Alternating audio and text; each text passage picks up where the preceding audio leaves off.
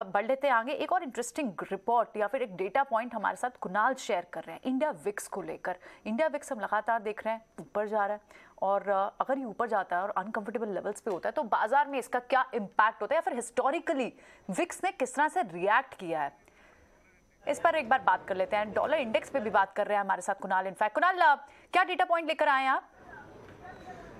धन्यवाद प्रियंका जी। तो मैं डॉलर इंडेक्स के ऊपर एक जो एक इम्पॉर्टेंट कोरिलेशन है विद रिस्पेक्ट टू कुछ सेक्टर्स पे, और जो नेगेटिव कोरिलेशन है विद रिस्पेक्ट टू निफ्टी, उस पे बात करूंगा। तो डॉलर इंडेक्स पे जो सबसे इम्पॉर्टेंट ट्रेंड होता है सेक्टर वाइज, वो हमने देखा है कि मेटल स्टॉक्स पे सबसे ज़्यादा पॉजिटिव कोरिलेशन होता है। अगर हम लॉन्ग टर्म चार्ट्स की बात करें डॉलर इंडेक्स की, तो जैसे कि हम यहाँ देख रहे हैं कि डॉलर इंडेक्स ये निफ्टी का चार्ट है। अगर हम दूसरे चार्ट पे जाए तो डॉलर इंडेक्स और जो निफ्टी का जो मेटल इंडेक्स का चार्ट है, ये आप देख रहे हो कि कितना हाईली कोरिलेटेड है। तो टॉप ग्रिड जो आपका है वो है मेटल इंडेक्स, और लोअर ग्रिड जो है वो आपका है द डॉलर इंडेक्स। आप देख रहे हैं कि जब जब डॉलर इंडेक्स में राइज आता है, वैसे हमने देखा कि सेम निफ्टी मेटल इंडेक्स में रैली आती है। जैसे ही डॉलर इंडेक्स ने करेक्ट करना चालू किया, हमने देखा कि निफ्टी मेटल इंडेक्स भी ऑलमोस्ट सिमिलर ट्रेंड फॉलो कर रहा है। लीड और लैग इफेक्ट जो होता है वो प्ले आउट करता है। बट अगर हम लास्ट 2 इयर्स की चार्ट पैटर्न भी देखें, ये एक जोन था जहाँ पे dollar index Nifty metal index consolidate कर रहा था। अगर हम रिजल्टेंट चार्ट देखें तो जो डॉलर इंडेक्स थे उसने भी एक रेंज में चला गया। तो ये बहुत इंपॉर्टेंट कोरिलेशन है मैप करना। एंड अगर हम देख रहे हैं कि आज डॉलर इंडेक्स 105 से करेक्ट करके 101 के नीचे आ चुका, 101 के आसपास आ चुका है। तो ये इंडिकेट कर रहा है कि मेटल सेक्टर में जो वीकनेस है, उसकी जो मेन रीज़न है वो है डॉलर इंडेक्स की जो फॉल। जो सेकंड चार्ट है वो बहुत ही ज़्यादा इंपॉर्टेंट है, बिकॉज हमने देखा है कि मेटल जब डॉलर इंडेक्स एक क्रूशल लेवल पे ब्रेक करता है या अपसाइड या डाउन साइड, तब उसकी जो इफेक्ट है वो निफ्टी 50 पे बहुत ज़्यादा इंपॉर्टेंट होती है। तो जब हम नेक्स्ट चार्ट पे देखेंगे तो हम देख रहे हैं कि डॉलर इंडेक्स जो लोअर ग्रिड पे है और वो है अपर ग्रिड पे निफ्टी 50। अब जो मोस्ट इंपॉर्टेंट मार्क है डॉलर इंडेक्स का वो है 95 का ट्रेंड लाइन। सो मैंने ये जो हॉरिजॉन्टल लाइन मार्क की है वो 95 की ट्रेंड लाइन है डॉलर इंडेक्स पे।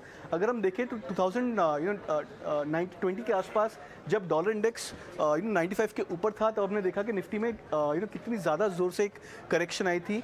बट जैसे डॉलर इंडेक्स ने यहाँ पे 2021 के 20 के सेकेंड हाफ में डॉलर इंडेक्स ने 95 का लेवल ब्रेक किया, तब हमने देखा कि निफ्टी में एक नया बुल मार्केट वेव चालू हो चुका था। जो जब डॉलर इंडेक्स 95 के नीचे था, तब वो बुल मार्केट सस्टेन हो चुका था। एंड ऑफ 2021 अक्टूबर के आसपास जब डॉलर इंडेक्स ने वापस से 95 का लेवल ब्रेक किया, वहाँ से हम देख रहे हैं कि निफ्टी की ट्रेंड रिवर्स हो चुकी है। तो ये बहुत ही ज़्यादा इंपॉर्टेंट पैरामीटर है इंडाइसेस के लिए। अगर हम एक्सपेक्ट कर रहे हैं कि मार्केट्स यहाँ से बॉटम आउट करे और अगर एक नया बुल मार्केट चालू हो, तो क्या लेवल ज़्यादा इंपॉर्टेंट है डॉलर इंडेक्स पे मैप करना। उस हिसाब से मेरे अनुमान से 95 का लेवल बहुत ही ज़्यादा क्रिटिकल लेवल है। अगर 95 का लेवल डॉलर इंडेक्स ब्रेक कर दे होपफुली आने वाले कुछ एक हफ्तों में या कुछ एक महीनों में, तो मेरे अनुमान से एक नया बुल मार्केट चालू हो सकता है इंडाइसेस के लिए। तो ये एक ऑब्जर्वेशन थी जो मैं शेयर करना चाहता था। कुणाल, लेकिन इसमें एक आपसे सवाल भी पूछना चाहेंगे। बुल रन शुरू हो जाएगी अगर 95 के पास डॉलर इंडेक्स आता, लेकिन उस केस में यानी मेटल्स नीचे ही रहेंगे, क्योंकि आपके हिस्टोरिकल डेटा के हिसाब से तो ऐसा ही दिख रहा है।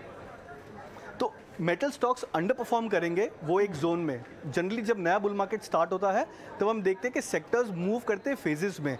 अगर हम 2020 की बात करें, 21 की बात करें, तो ये 2 ऐसे फेज थे जहाँ पे मेटल स्टॉक्स ने काफ़ी हद तक अंडर परफॉर्म किया था।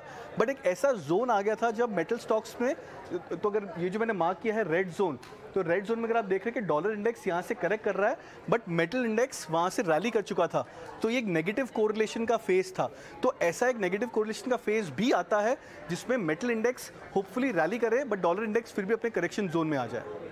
Absolutely, very interesting study. In fact VIX वाली बात तो हम ऑफलाइन डिस्कस कर रहे थे, वो भी अपने व्यूअर्स तक लाने की कोशिश करेंगे। लेकिन डॉलर इंडेक्स पे जो ये व्यू एक शेयर किया, एक हिस्टोरिकल डेटा हमारे साथ कुणाल ने शेयर किया, दैट इज़ वेरी इंटरेस्टिंग। और मेटल में ये चाल डॉलर इंडेक्स की वजह से भी है, ये आप एक रिलेशन ज़रूर यहाँ बना सकते हैं।